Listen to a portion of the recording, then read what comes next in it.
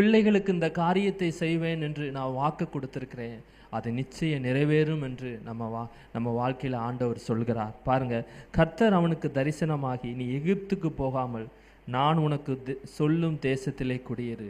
ஈசாக்கை பற்றி ஆண்டவர் சொல்லுகிறார். ஏன்னா ஆபிரகாம் இருந்த காலத்தில் பிறகும் ஒரு பஞ்சம் வந்தது.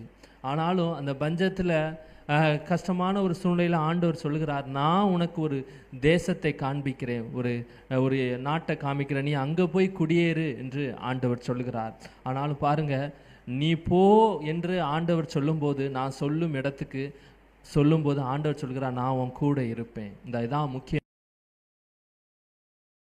நம்ம வாழ்க்கையில் நான் செய்ய போகிறேன், நடப்பிக்க போகிறேன் என்று வாக்கு கொடுத்துட்டாருன்னா, நான் உன் கூட இருக்கிறதுனால நீ பயப்படாத. அப்படி ஆண்டவர் ஒரு வாக்கு தத்துவத்தையும் நம்ம வாழ்க்கையில் ஒரு தரிசனத்தையும் கொடுத்துட்டாருன்னா நீங்கள் கலங்கக்கூடாது. ஏன்னா அவர் நம்ம கூட இருக்க போகிறார். அதனால தான் அந்த வார்த்தையை வாக்கு தத்தமாக நம்ம வாழ்க்கையில் வைக்கிறார். அதை நம்ம விசுவாசிக்கிறோம். ஆண்டவர் சொல்கிறார், நான் உனக்கு தரிசனமாக கொடுக்குறேன், நீ எகிப்துக்கு போகாமல் நான் சொல்லும் தேசத்துக்கு போ.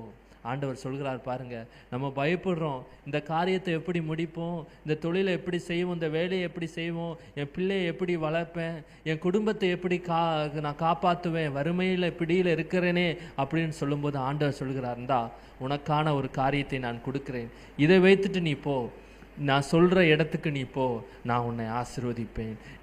நான் சொல்கிற இடத்துல நீ ஒரு காரியத்தை, நீ உன் தொழிலை ஆரம்பி, நான் போகிற ஒரு பாதையில் நீ போ, நான் சொல்கிற ஒரு வேலையை நீ செய், அதில் நான் உனக்கு ஒரு உயர்வை தருவேன் என்று ஆண்டவர் சொல்கிறார்.